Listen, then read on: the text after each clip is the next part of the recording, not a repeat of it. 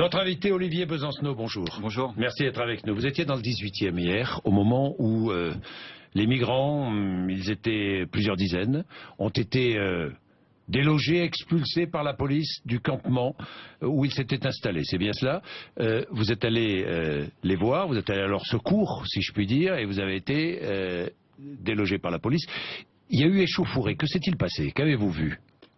Ce que j'ai vu, c'est une intervention policière particulièrement musclée, on va dire, mal maîtrisée, mais dans un contexte de toute façon qui était incontrôlable, parce que demander ce type d'opération, c'est voué à l'échec et c'est voué à des incidents qui n'ont pas eu lieu du côté des manifestants, j'insiste là-dessus, particulièrement du côté des migrants, particulièrement du côté des militants, particulièrement des habitants et des riverains qui étaient présents aussi, parce qu'il y aurait eu des motifs d'être énervés, personne ne l'a été. Je dis les riverains, j'insiste là-dessus, parce que je sais que pour ceux qui nous écoutent ou qui nous regardent, peuvent se dire ça nous paraît tellement loin, tout ça, puis il y a tellement d'autres urgences. Le problème, c'est que si on habite le 18e et que ça fait des jours et des jours qu'on a ce problème-là, sous les yeux, voilà, et devant chez soi, les premières personnes à réclamer une solution durable, c'est les riverains et les habitants. Je dis bien une solution durable. Et quand vous expulsez, quand vous délogez, évidemment, le problème se recrée le lendemain. Donc la question qui est posée au pouvoir public, mais depuis des mois, parce que là on s'attarde, parce qu'il y a les images, mais du côté de la mairie, du côté de la préfecture et du côté du gouvernement, ça fait des mois qu'il y a alerte de la part des associations pour dire qu'il faut trouver une solution durable en termes de logement et d'analyse du droit d'asile. Ça veut dire quoi? Ça veut dire que ces migrants se sont installés ailleurs, tout près, et vont recréer un campement. Mais d'ores et déjà, c'est évident, mais tout le monde le sait, c'est un secret de polichinelle, c'est l'hypocrisie la plus totale de la part des autorités.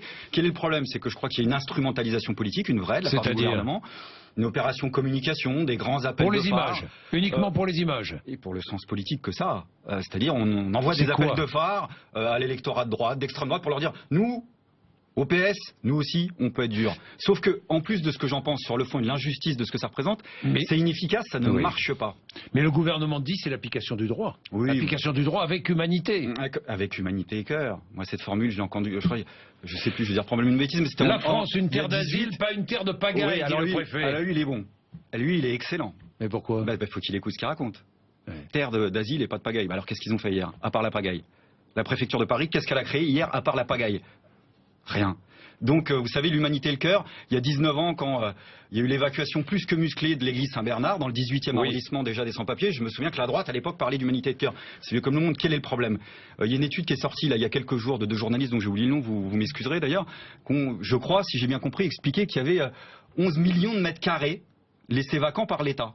De logements et de bureaux. C'est un livre qui vient de sortir. Je crois que c'est 15% du patrimoine de l'État qui est laissé vacant, fantôme, 160 fois le château de Versailles.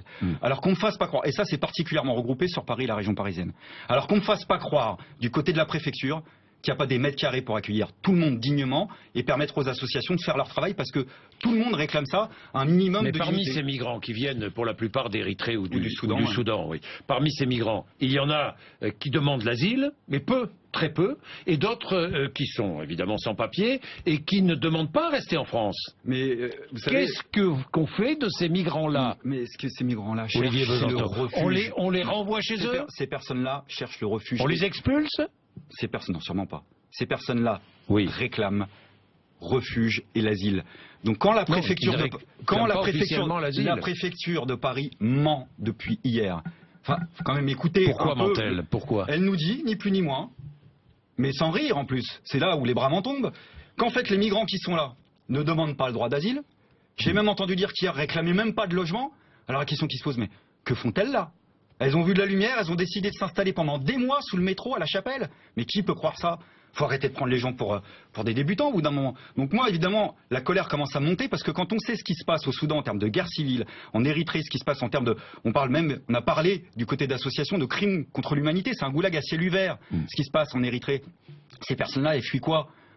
Elles fuient des assassins, des tueurs, des violeurs. Elles viennent pas courir en France pour gratter des allocations sociales.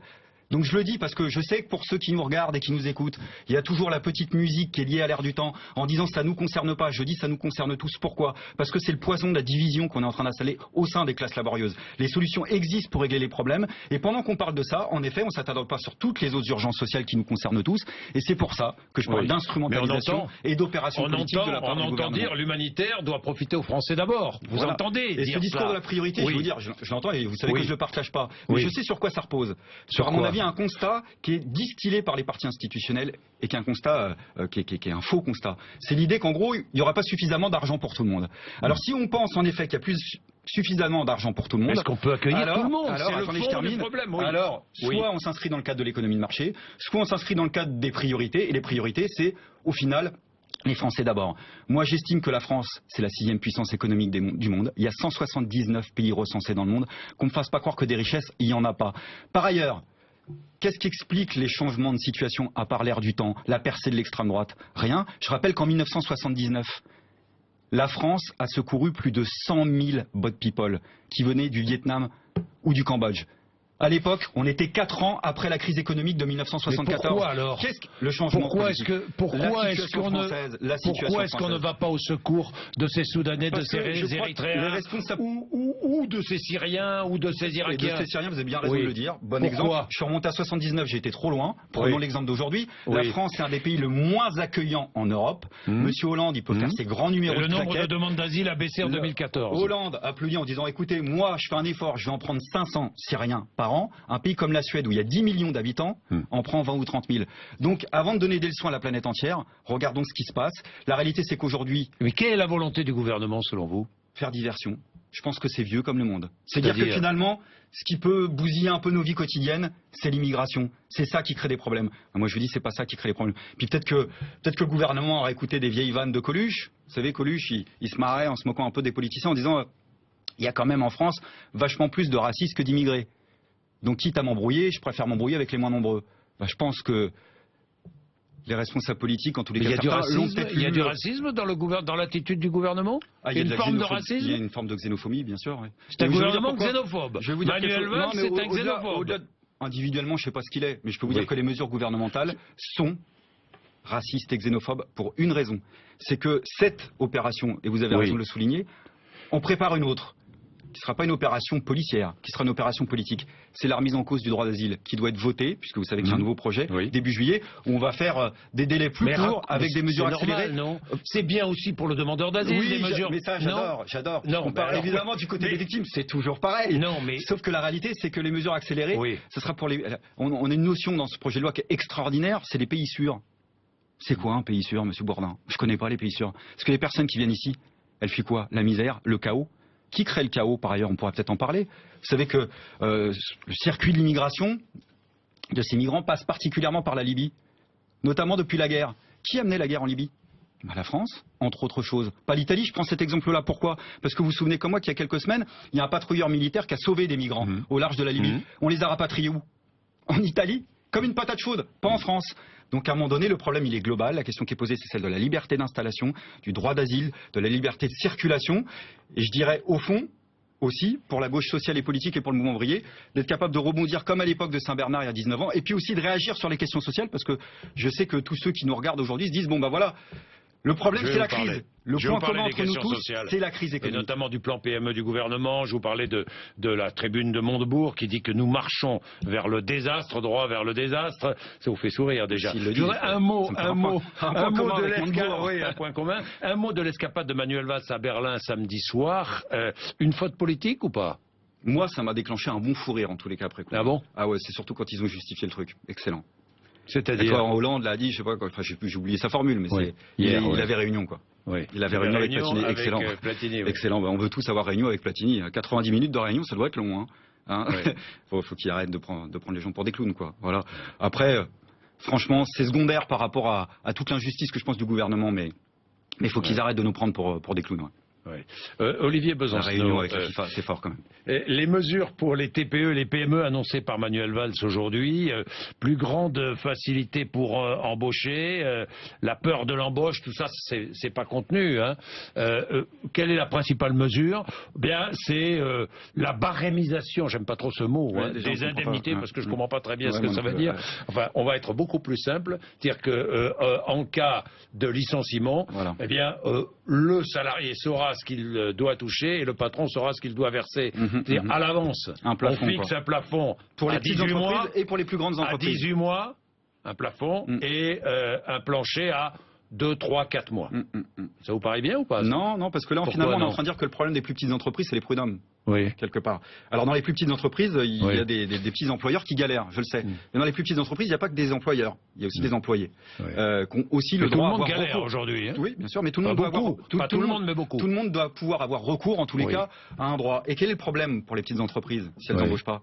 C'est pas les prud'hommes, c'est pas la législation sociale, c'est qu'elles n'ont plus de carnet de commandes à remplir. Oui. Et Oui. beaucoup d'entre elles bossent en général pas pour les consommateurs directement, mais pour des donneurs d'ordre. Et souvent des donneurs d'ordre uniques, c'est-à-dire une plus grande entreprise.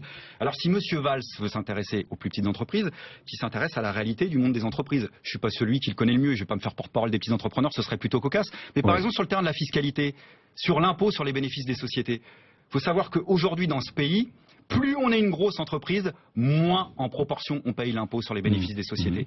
Ça, c'est des mesures qui dépendent directement du gouvernement. Mais la flexibilité, donner la possibilité à un patron de PME ou de TPE de pouvoir se séparer plus facilement d'un salarié. Est-ce que ça ne va pas dans le bon sens? Non, je le vois gouvernement pas. n'y va pas, hein, parce que Je le vois pas gouvernement parce que a là, peur. vous savez, Bah, en des quoi commerçants, des petits employeurs, je parle des très C'est-à-dire, petites entreprises. je suis patron de PME, j'ai un carnet de commandes plein, vous en parliez. Là, je peux embaucher. Mais tout à coup, j'ai plus de commandes. Oui. Qu'est-ce que je fais avec mes salariés? Il n'y en a plus de commandes aujourd'hui. Et c'est pas à cause des Non, salariés. mais ça, non. Ça- Imaginons que les commandes arrivent, imaginons que la Imaginons qu'on croissance ne soit pas reparte. d'accord sur le constat. Imaginons que la Non, croissance reparte.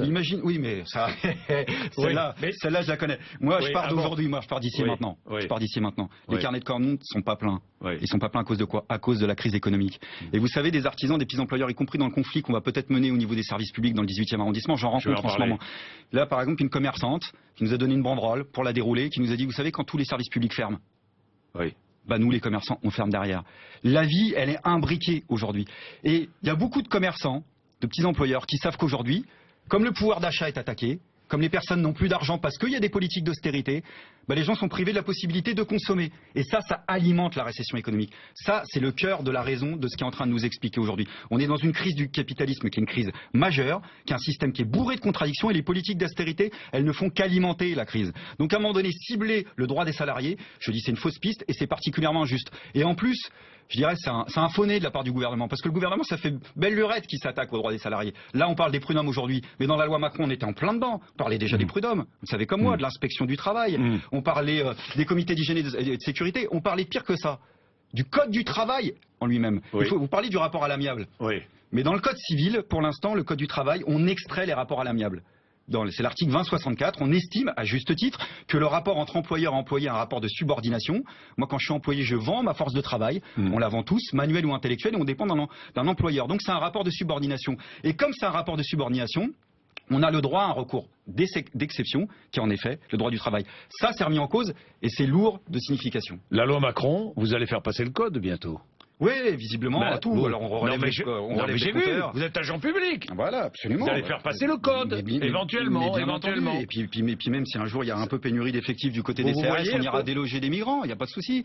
Alors moi je suis plus facteur depuis 2 ans, je suis au guichet, Ah donc oui, ça c'est ne me vrai. concerne pas directement, mais je vois mes Oui. collègues en effet à qui on demande alors les contrats d'assurance, photographier, faire passer le permis, mais de qui on se moque. La direction de la Poste est en train de mentir. Pourquoi? Elle nous explique qu'il y a de moins en moins de courriers, donc de toute façon il y a de moins en moins d'activités. Donc elle floue. C'est vrai qu'il y a de moins en moins Alors de le courriers. trafic baisse, je vais vous dire pourquoi. Parce que c'est la récession économique là aussi. On fait des grandes théories sur Internet. Moi sur Internet, je prends n'importe qui. Aujourd'hui, j'aimerais avoir un débat long sur les effets d'Internet sur le courrier. Parce que par exemple, quand vous commandez un produit sur Internet, c'est source Ouais. de courrier. Ça en fait pas moins. Donc l'impact d'Internet sur le courrier, j'en sais rien. Mais il y a un peu moins d'activité dans le courrier. Pourquoi? Parce que en effet, c'est la crise économique. Ceci étant, c'est là-dessus que la Poste fait son plus gros chiffre d'affaires, qu'elle fait des bénéfices. La Poste empoche 300 millions de crédits d'impôt compétitivité emploi pour créer de l'emploi. Résultat des courses, elle en supprime 4500 l'année dernière. Et il faut comprendre, alors peut-être que ça paraît un peu lointain, mais je le dis vite fait, que pour des facteurs, le courrier ordinaire, celui qu'on distribue dans les boîtes aux lettres, c'est une chose, mais il y a aussi tous les produits sur lesquels la Poste fait sa valeur ajoutée. C'est les produits suivis, vous les connaissez comme moi, les recommandés. C'est ceux qu'on apporte à domicile. Je dis ça pourquoi? Parce que c'est ça qui se développe aujourd'hui dans l'activité courrier. C'est là-dessus que la Poste fait son chiffre d'affaires.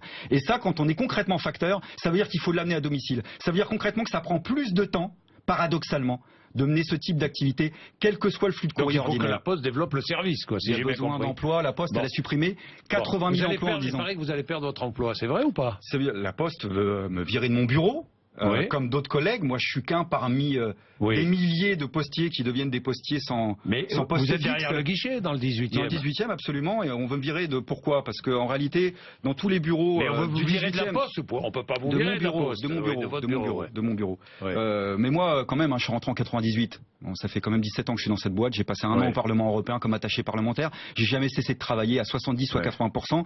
Donc ils vont pas me la faire à l'envers. Moi, j'ai passé l'âge. Je suis comme d'autres. Je suis fier de mon boulot.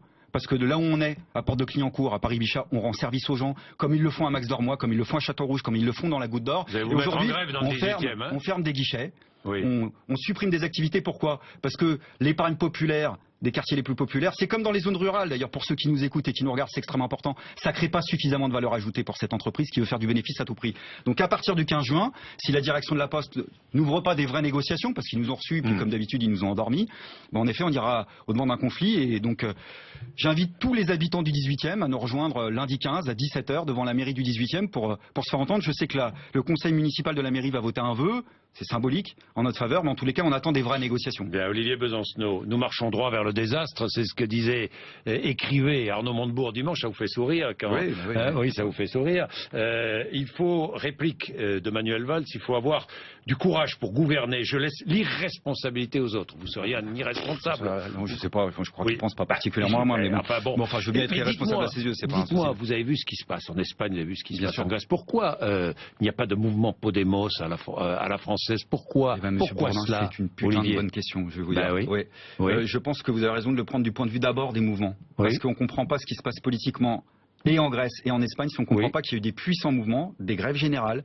des mouvements des indignés, des occupations de place, c'est-à-dire là-bas des organisations syndicales, politiques et sociales qui ont pris leurs responsabilités quand il y avait des gouvernements, même dits de gauche, pour les affronter, s'y confronter.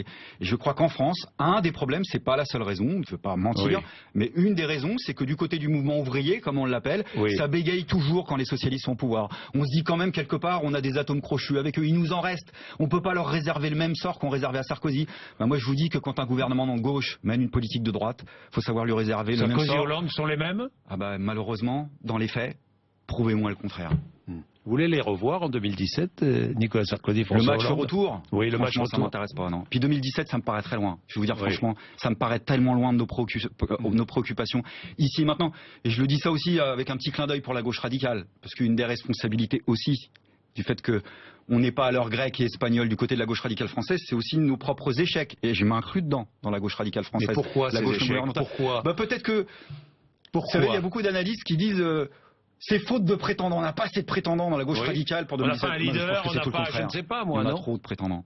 Je pense que même dans la gauche radicale, on pense trop à 2017 et pas assez à ce qui se passe ici. Mélenchon, par exemple, pense trop à 2017. Mélenchon, Jean-Luc Mélenchon et d'autres. Je pense que Cécile Duflot, elle parle beaucoup de 2017. Tout le monde parle de 2017. Voilà. Ben moi, je vous dis, parlons d'aujourd'hui.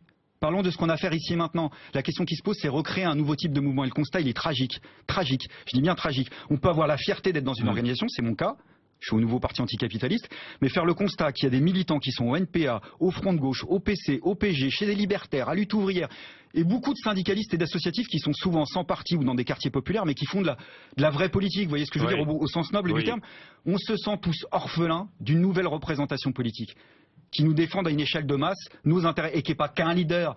Par un leader suprême. Vous demandez une fusion de tous ces mouvements, Je crois que la solution, c'est pas la fusion, parce que ça, on a déjà essayé 10 000 fois, ça marche pas. Je pense que la question, c'est de laisser la place au 109, c'est regarder de près ce qui se passe dans des associations, dans les syndicalistes. Je vais vous dire la réalité, c'est que, comme d'autres, je suis pas le seul, mais aller dans les entreprises qui ferment, mais vous êtes aussi embourgeoisé que les Républicains ou le Parti Socialiste, de la même manière. Bah écoutez, si tous les responsables politiques partent en grève lundi prochain parce qu'ils ont un boulot et que eux font comme la majorité des Français, c'est-à-dire ils travaillent, on en rediscutera à ce moment-là.